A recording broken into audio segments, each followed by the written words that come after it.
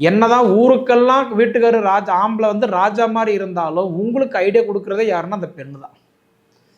அப்படியாப்பட்ட வாய்ப்பு உங்களுக்கு வந்து கரெக்டான்றது 21ஆம் தேதி வரைக்கும் சுக்கிர பகவான் வந்து கரெக்டாக 10ஆம் இடத்துல இருக்கிறாரு. இது ஒரு நல்ல விஷயம்தான். ஏன்னா குருவுக்கு போய் சப்போர்ட் பண்ணுறாருல்ல. 21ஆம் தேதிக்கு மேலே என்ன பண்ணுறாருன்னா 10ஆம் இடத்துலேருந்து 11ஆம் இடத்துக்கு வந்துடுறாரு. அப்போ 21ஆம் தேதியிலிருந்து 11ஆம் இடம் லாபஸ்தானத்துக்கு வந்தாண்டா அந்த குறிப்பை 10 நாளைக்கு 21ஆம் தேதியிலிருந்து 31ஆம் தேதி வரைக்கும் கிட்டத்தட்ட அந்த 10 நாளைக்கு பார்த்தீங்கன்னா, அதாவது மனைவிக்கு குறிப்பாக பெண்ணுக்கு நல்லா ஒரு பலமாக இருக்கும்.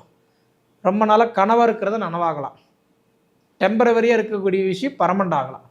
ஏன்னா சுக்கிரன் போய் 11ஆம் இடத்துக்கு வந்துட்டாருன்னா லாபஸ்தானத்துக்கு வந்துட்டாருன்னா அந்த எண்ணம் எதிர்பார்ப்பு கண்டிப்பாக சக்ஸஸ் ஆகும். சரிங்களா? இது போக பார்த்தீங்க அப்படின்னா உங்களுக்கு செவ்வாய் பகவான் இப்போ உங்கள் ராசியில் தான் இருக்கிறார். குறிப்பாக செவ்வாய் பகவான் யார்? உங்களுக்கு தைரிய ஸ்தானத்துக்கும் ஆயுள்காரகன் சொல்லக்கூடிய இடத்துக்கும் அதிபதி தான் இந்த செவ்வாய். இப்போ பார்க்கக்கூடியது வந்து பார்த்தீங்க அப்படின்னா ஆகஸ்ட் மாதத்துக்கு உண்டான மாத பலன்களை பற்றி தான் இந்த காணொலியில் பார்த்துட்ருக்குறோம். இந்த ஆகஸ்ட் மாதம் கிட்டத்தட்ட அதாவது கன்னி ராசியில் பிறந்தவங்களுக்கு என்னென்ன மாற்றங்களை கொடுக்க போகிறாரு அதை பற்றி தான் இந்த காணொலியில் கொஞ்சம் ஆதாரபூர்வமாக இப்போ நம்ம பார்த்துட்ருக்குறோம். பொதுவாக பார்த்தீங்க அப்படின்னா கன்னி ராசி காலசக்கரத்தின் 6வது ராசி தான் இந்த கன்னி ராசி. பொதுவாக கன்னி ராசி மிதுன ராசி இந்த 2 ராசிக்காரங்கிட்டெல்லாம் பேசியெல்லாம் அவ்வளோ சீக்கிரம் ஜமாளிக்க முடியாது. பேச்சாளர்கள், பேச்சு திறமை கொண்டவர்கள், பார்த்த உடனே கண்டுபிடிக்கிறவங்க, புத்திசாலித்தனம், சிந்திக்கிற தன்மை கொண்டவங்க யாருன்னா மிதுன ராசி கன்னி ராசி. ஏன்னா இந்த 2 வீட்டுக்கு அதிபதி ஒருத்தர் தான், புதன் பகவான்.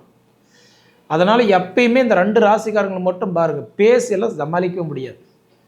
பிடிவாதம், ஒரு விஷயத்த சொல்லிட்டாங்கன்னா அந்த விஷயம் கண்டிப்பாக அது கான்ஃபிடண்ட்டாக இருப்பாங்க. சரிங்களா? கொடுக்கணும்னு நினச்சிட்டிங்க அப்படின்னா அதாவது உயிர் கூட கொடுத்துருவீங்க. கொடுக்கக்கூடாதுன்னு நினச்சிட்டிங்கன்னா சுட்ட விரலுக்கு சுண்ணாம்பு கூட தரமாட்டீங்க. இந்த கன்னி ராசியில் பொறுத்த வரைக்கும் எப்பயுமே நமக்கு அப்படின்ட்டு எப்பயுமே ஒரு பாதை போட்டு வாழக்கூடியவங்க யாருன்னா இந்தவுடைய கன்னி ராசிக்காரங்க தான்.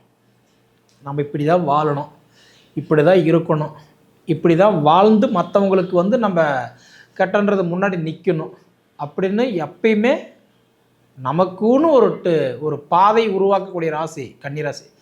மேக்சிமம் கன்னிராசிக்காரர்கள் மட்டும் பாருங்கள், அதாவது ஒரு பெண்ணாக இருந்தீங்கன்னா கணவனுக்கு சப்போர்ட்டாக இருப்பீங்க. ஆணாக இருந்தீங்க அப்படின்னா அதாவது சொந்த பந்தத்தை நம்பாத, பூரி சொத்து நம்பாத, ஜாதி சனத்தை நம்பாத, மற்றவங்களை நம்பாத, எப்பயுமே ஒரு தனி பாதையில் போயிட்டுருப்பாங்க. இது என்னோடய அனுபவத்திலே நான் பார்த்துருக்குறேன். நான் கண்ணார நிறைய பேர் இந்த விஷயத்தை நான் சொல்லியிருக்கிறேன், கேள்விப்பட்டிருக்கிறேன். சரிங்களா? அந்த ராசி கன்னி ராசிக்காரர்கள். அப்படியாப்பட்ட கன்னி ராசிக்காரங்களுக்கு ஒரு வெள்ளை சட்டையில் பட்ட ஒரு கரும் புள்ளியாக இருக்கிறது வந்து என்ன அப்படின்னு பார்த்தா இப்போ கண்டக சனி. கிட்டத்தட்ட மார்ச் 29 கன்னி ராசிக்காரங்களுக்கெல்லாம் சின்ன சின்ன அடி கண்டிப்பாக விழுதுகிட்டே இருக்கும். நரம்பு பிரச்சனை, எலும்பு பிரச்சனை, அடிப்படுறது, கட்டுறது, ஹாஸ்பிட்டல் போகிறது, ட்ரீட்மெண்ட்டு, உடல் உபாதிகள், மெயினாக பெண்களுக்கு மாதவிடாய் பிரச்சனை, வயிற்று வலி, இந்த மாதிரி தேவையில்லாத சிக்கல் கண்டிப்பாக கொடுத்துக்கிட்டே இருக்கும். சரிங்களா? இது உண்மைன்னா நீங்கள் கமெண்ட் பண்ணுங்கள், எனக்கு இது கண்டிப்பாக நான் தெரிஞ்சுக்கிறேன். சரிங்களா? கன்னி ராசியில் பிறந்தவங்களுக்கு கண்டிப்பாக நான் சொல்கிற ஒரே ஒரு விஷயம் என்னன்னா, இப்போ உங்களுக்கு ஒரு அற்புதமான ஒரு வாய்ப்பு. கஷ்டத்தை மட்டுமே பார்த்துக்கிட்டு இருக்கிறவங்களுக்கு கன்னி ராசிக்காரங்களுக்கு இந்த 5 மாதமாக அவ்வளோ ஒரு போராட்டம். தொழில் இருந்தும் இல்லாமல், 4 காசு சம்பாரிச்சும் பலன் அடையாமல், சொந்த வீடு வாசல் இருந்தும் சந்தோஷம் இல்லாமல், நிறைய பேருக்கெல்லாம் பார்த்திங்கன்னா சாதிக்கிறன்ற எண்ணம் வேகம் வெறி நிறைய இருக்கும். ஆனால் ஜானு ஏறின முளம் சரியுது. கிட்டத்தட்ட பார்த்தா நம்மளால் மற்றவங்க நல்லா இருக்கிறாங்க, நாம் யார் நல்லா இல்லை, இந்த கேள்விகள் உங்களுக்குள்ளார வந்துகிட்டே இருக்குது. அப்போ இந்த ஆகஸ்ட் மாதமாவது நல்ல பலன்களை கொடுப்பாரா? நிச்சயம் கொடுக்க போகிறார். இதுக்கு முதல் விஷயம் என்னென்னா, அதாவது வந்து பார்த்துட்டுனா புதன் பகவான், கல்விக்கு அதிபதி புதன் பகவான், உங்கள் வீட்டுக்கு அதிபதி புதன் பகவான். அந்த புதன் பகவான் இப்போ வந்து பார்த்தீங்கன்னா வக்ரத்தில் இருக்கிறார், 11ஆம் இடத்தில் இருக்கிறார், லாபஸ்தானத்தில் இருக்கிறார். லாபஸ்தானத்தில் இருக்கிற புதன் பகவான் இப்போ வந்து பார்த்தீங்கன்னா வக்ர நிலையில் இருக்கிறார். வக்ர நிலையில் இருக்கும்போது என்ன பண்ணுவார்? இயல்புக்கு மாறாக வேலை செய்வார். அப்போ உங்களுக்கு கிட்டத்தட்ட ஒரு 1.5 மாதமாக ரொம்ப கஷ்டம். அதாவதுன்றது சாயந்தரம் ஒரு முடிவு எடுக்கிறீங்க, நாளைக்கு இது பண்ணணும், அது பண்ணணும், அப்படி பண்ணணும், இப்படி பண்ணணும்னு நினைக்கிறீங்க. அப்போ உங்களுக்கு 11ஆம் தேதிக்கு மேலே புதன் வக்ர நிவர்த்தி ஆகிறது அற்புதமான ஒரு வாய்ப்பு. 17ஆம் தேதி சூரியன் தன் சொந்த வீட்டுக்கே வர்றது அருமையான ஒரு பலம். ஏன்னா ஒரு மாதத்துக்கு ஒரு வீட்டில் இருப்பார், 12 மாதம் 12 வீட்டில் இருப்பார். அப்போ 12வது பார்த்தீங்கன்னா இப்போ தன் சொந்த வீட்டுக்கு ஆணி மாதம் 1ஆம் தேதி வந்தால் அந்த அதாவது ஆவணி மாதம் 1ஆம் தேதி வந்தார்னா ஆவணி மாதம் முழுவதும் தன் சொந்த வீட்டில் தான் இருப்பார். அப்போ உங்களுக்கு கண்டிப்பாக நல்ல மாற்றங்களை கொடுப்பார். இது 2 வச்சுக்கலாம். 3வது விஷயம் பார்த்தீங்க அப்படின்னா சுக்கிர பகவான் இப்போ 10ஆம் இடத்துல இருக்கிறார். சுக்கிரன் 10ஆம் இடத்துல இருக்கிறாருன்னா தொழில் ஸ்தானத்தில் இருக்கிறார். அது யார் கூட சேர்ந்துருக்கிறாரு? குரு கூடவே சேர்ந்துருக்கிறார். குரு வந்து பார்த்தீங்கன்னா 10ல் குரு இருந்தால் பதவி கூட பறிபோகமாட்டான்.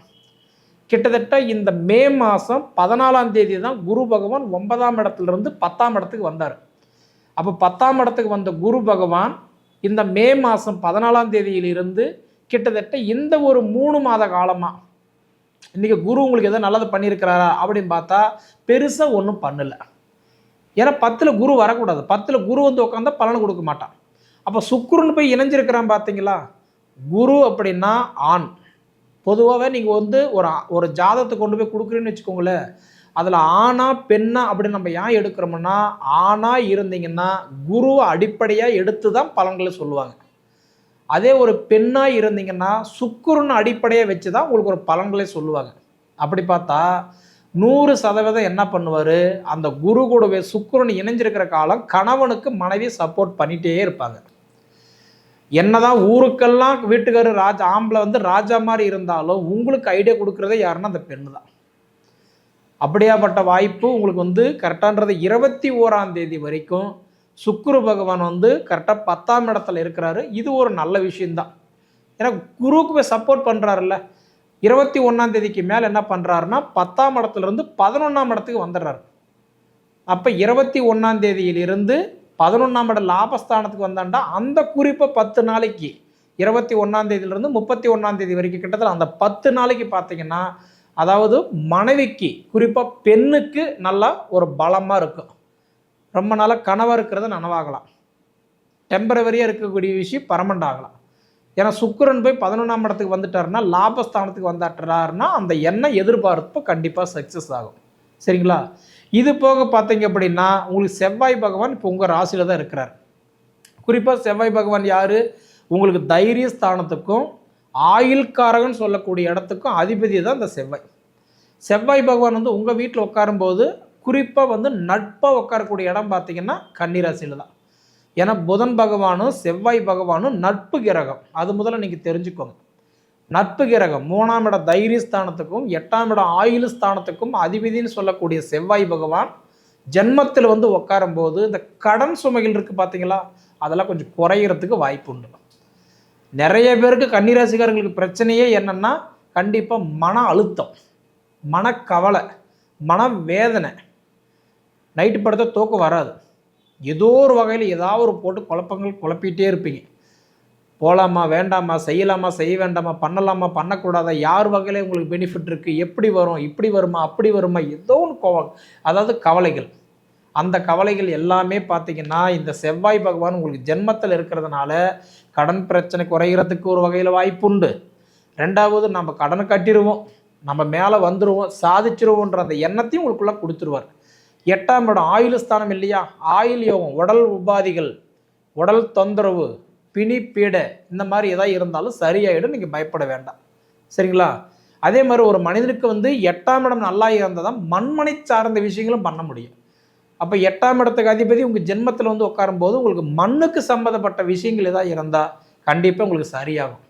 இந்த மாதம் கண்டிப்பாக உங்களுக்கு கை கொடுக்கும். சரிங்களா?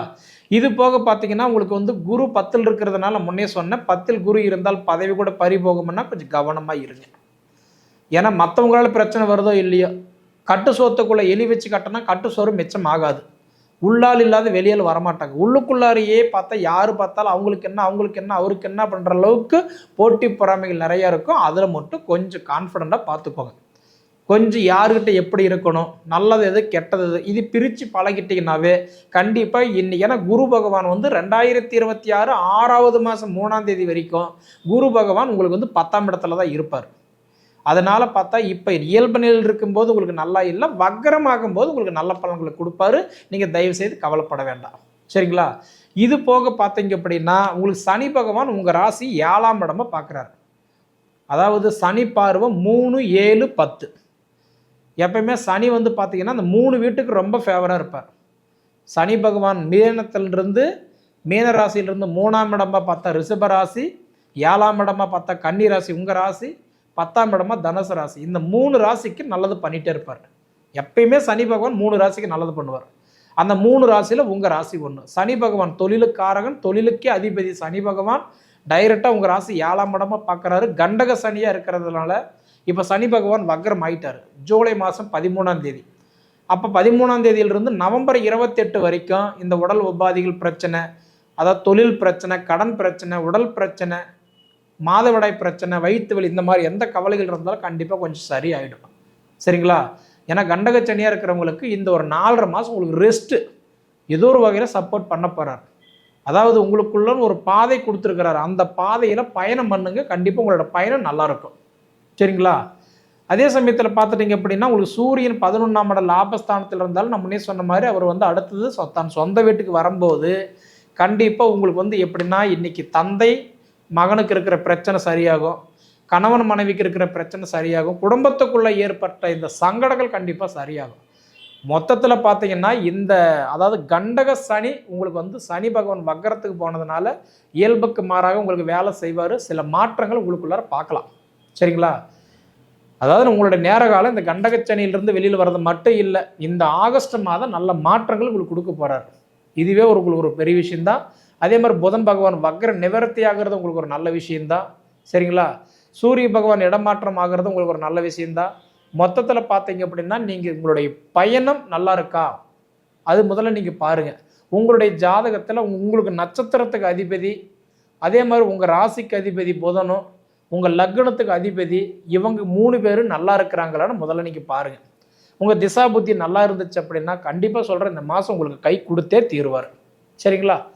சரி நேயர்களே, உங்கள் பொன்னான நேரத்தை ஒதுக்கி இவ்வளவு நேரம் என்னோட காணொலியை நீங்கள் முழுமையாக பார்த்ததுக்கு மனசிலிருந்து கேட்டுக்கிறேனுங்க.